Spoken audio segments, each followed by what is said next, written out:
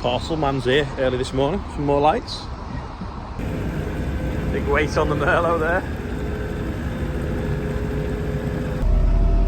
Spun Nail have just dropped off this. It's Umo Start, which is microgranule fertiliser. Starter fertiliser for the rape. To hopefully get it up and away from the pigeons and the slugs. Looks like NASA space food. Just in this field now, putting a little bit of glyphosate on to kill the ryegrass in the stubble. And also then we've got the disc over here. He's just lining the GPS up now. He's not got a disc anything until I've sprayed it first. But because we've chopped the straw, we're just lightly going to disc the top because I want a little bit of black soil. And we've got some moisture, so when we drill the oilseed rape, the soil warms up quicker and the seeds get away quicker, because what I've found is with a thatch of straw on the top, although it can sort of protect the soil a bit, it also protects the seed from germinating as well too much. So I feel it's better with a little bit of black soil. It just gets away that bit quicker, faster than the slugs can eat it, and hopefully faster than the pigeons. And also, if we want to roll it, we can get it a little bit more consolidated if we get the chance. As well, this field was potatoes last year, so it looks level, but it's not. It's quite rough in places. So the disc should take some of the peaks and troughs out of that as well, which will help it for next year. We're not going to go too deep though. We're just going to do the top slightly. This bit of the field normally lies quite wet, and there's some ruts on it for when it's potatoes last year, so we didn't even drill it with wheat. Anyway, Sam's just been levelling off with a disc, so he's been over this a couple of times now. There's still a bit of a hollow there, you can see. Studying it now, probably not that well. Anyway, he's going to get it flatter, and then he's going to work his way over the rest of the field. I've just finished spraying, I'm just folding up now.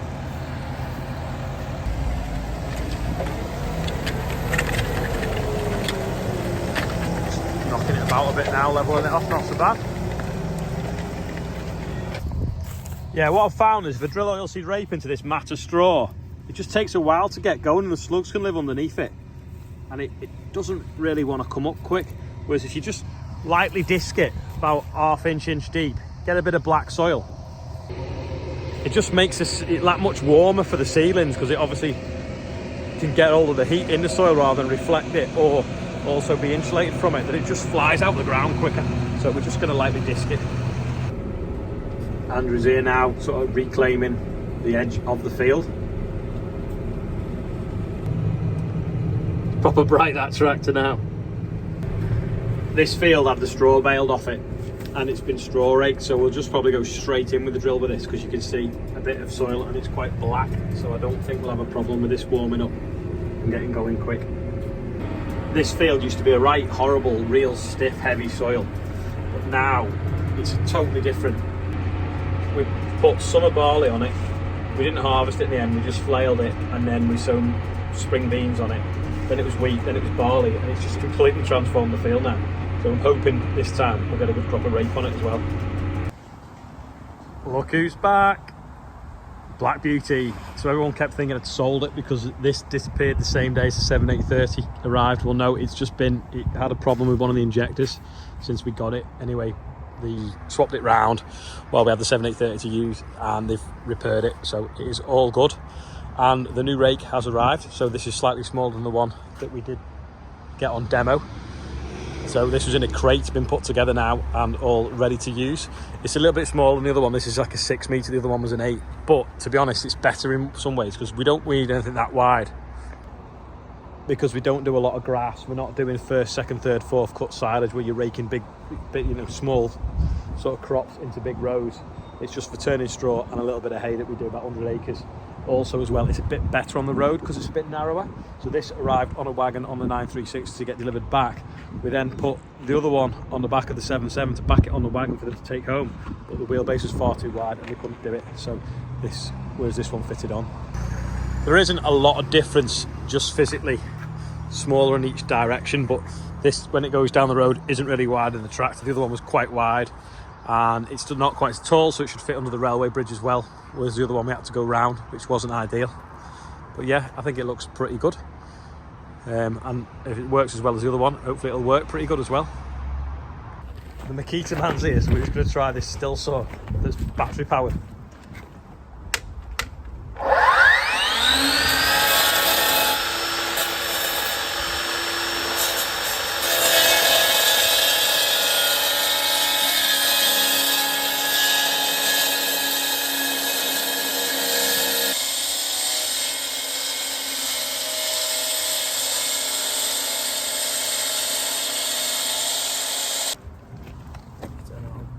lights on the saw.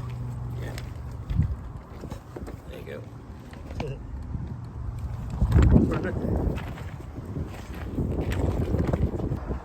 Got a leak on the on the new Merlot. O-ring gone. It's not been put on properly when they've tightened it, has it? Or it's been over tightened, hasn't it? Ian's off to the post office with a box of goodies that was ordered yesterday, so thanks everyone. We're just testing the rake now. Put it on a 936. The only problem is we've got a 1000 spline shaft on, 21 spline, and we need the 541 on, which is less spline, so we can't try it without swapping that shaft. But it's folded in and out all right. What we might do is just put it on his tractor for the time being. Try it then. We didn't have the right shaft on the 936, so we've now put it on our Andrew's orange Valtra. Anyway, this has got independent lift up and down, so you can unplug the pipe out of there and put it into that, and then instead of them going both up at the same time, you can just do one arm, then the other arm. Just try it. So there's that arm, and then that's that arm. Or you can have them both doing it at the same time. But that's good for turning straw, because you can just put one rotor down and leave the other one in the air. Anyway, we're going to go and try it on some straw now. It's probably far too wet to even think about turning, but at least we know that it's all set right, the height and stuff. So we're in the field now where we put some oilseed rape on the floor the other day. Andrew's just raking it off, and it seems to be doing all right. It's leaving the wet chaff behind, which is probably not a bad thing, and then we'll just rake that with the straw rake. We could put it lower, but I don't really want that, to be honest. See how he's got one rotor in the air though, so that's not scratching all this sort of weedy bit that's, sorry to zoom in, it's not scratching all this weedy bit into the row either. I think it hadn't rained at that bit of the field, it's quite dusty.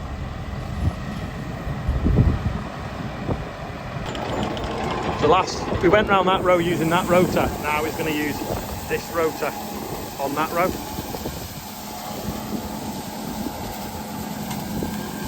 There you go. He's pulling it off onto fresh ground. We'll straw rake this as well now, because this mat of sort of soggy pod, if you will, that's where the slugs breed. You can see any, no, see the odd little bit of oilseed rape germinating, but you often get slug seeds underneath, slug eggs. I can't just see any though. I'm just in a wheat field now, across the road from where the rake one was. Andrew's on his way now with the rake, so we're just going to try eat some wheat straw, check the depth again now, because I might have to put it a little bit lower in this, I don't know. Hopefully it'll be alright. We'll just see in a second. Someone kindly flashed him in. He's still got the front flail on, so that's what he was doing before.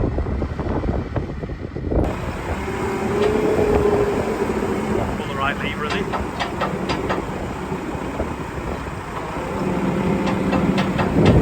I think he's pulling the wrong string. Is it not the red one? No. I thought they were opposites.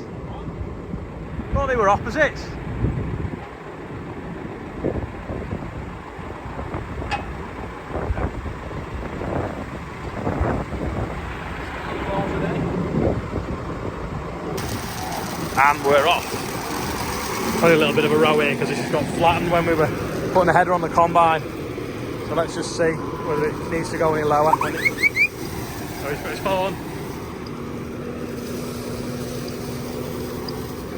Yeah, it needs to go lower. It's not quite getting it all. I'll have to lower it a bit. So just turn this handle a little bit and it's lowered that black bit there. It's got like a jack in it. So now the tines are going closer to the floor. So hopefully that'll pick all the straw up now. So we'll just go and try it and see. So that's combing the floor but not picking up soil. So I think that's bang on.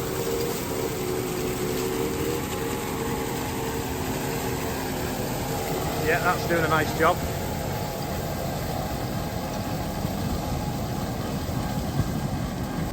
See how it's like really fluffed the row of straw up? It's made it quite high.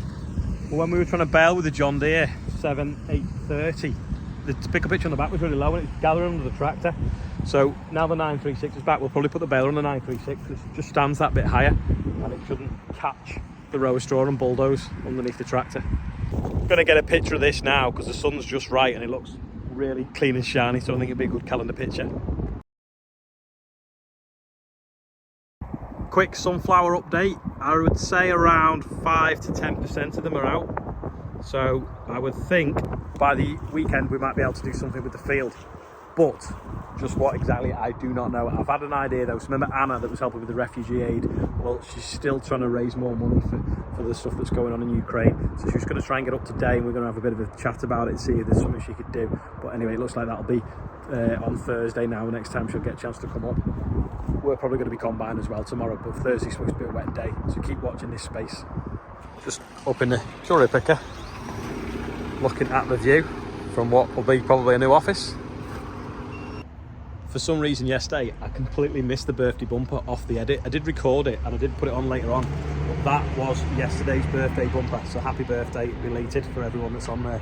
Well, now this is today's, I'm just going to write it now. This is today's birthday bumper. I've just wiped the other one off, put this one on. Got some wild oak stuff in the front bumper. Nick Prescott, who's just left. Joshua Jefferson, Nick Raycroft, Oscar Black and Kieran Barnaby, don't know, and Keith Bishop. Happy birthday, everyone that's on there. This was yesterday's quiz question. It is in fact the air tank because the American-built Waterloo tractors, built in Waterloo in America, didn't have air on as standard, so it's sort of an afterthought, so that's why it's sort of just stuck on a random bracket. It does make it really easy to wire in air horns and different things though. Speaking of which, I really need to put them air horns on the bateman or the combine.